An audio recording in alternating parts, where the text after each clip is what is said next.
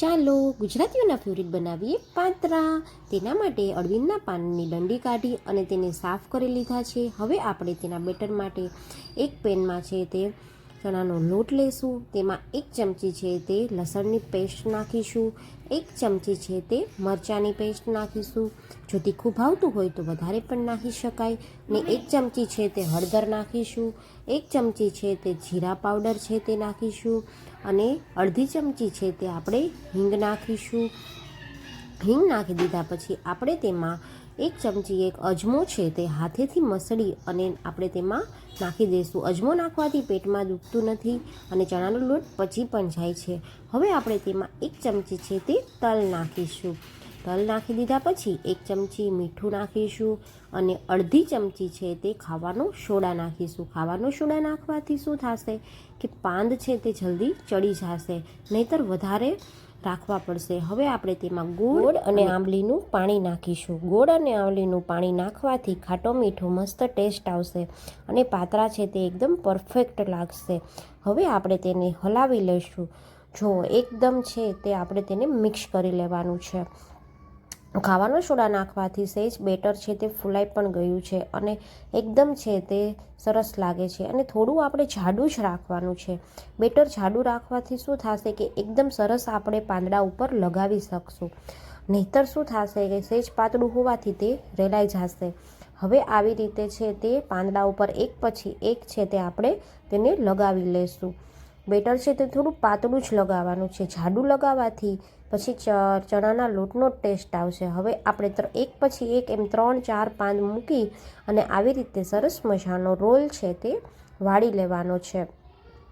Role વાળી લીધા પછી આપણે તેને વચ્ચે વચ્ચે રોલમાં પણ આપણે ચણાનો જે લેયર છે તે આપણે લગાવતા જઈશું. તેથી શું થશે કે રોલ વળી ગયા પછી આપણે જ્યારે કટિંગ કરીશું ત્યારે છે તે સરસ મજાનું લેયર છે તે બનીને તૈયાર થશે.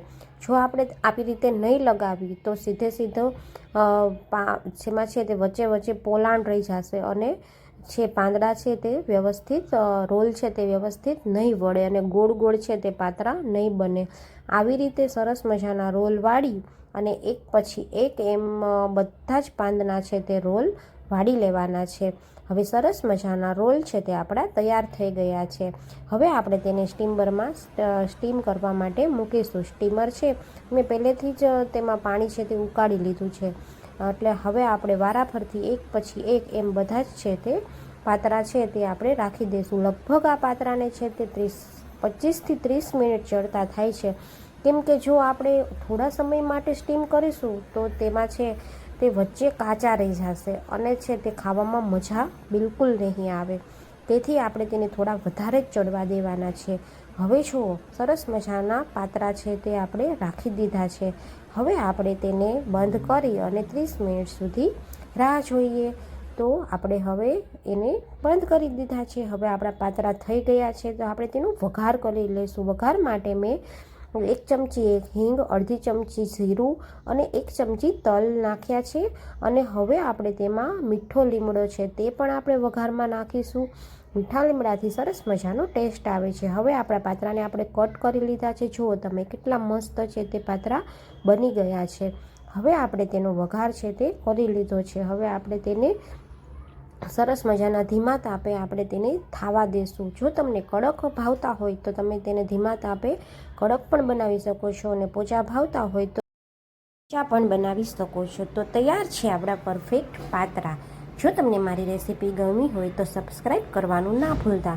નવી રેસીપી માટે તમે મારી ચેનલને સબસ્ક્રાઈબ જરૂરથી કરજો. Thank you.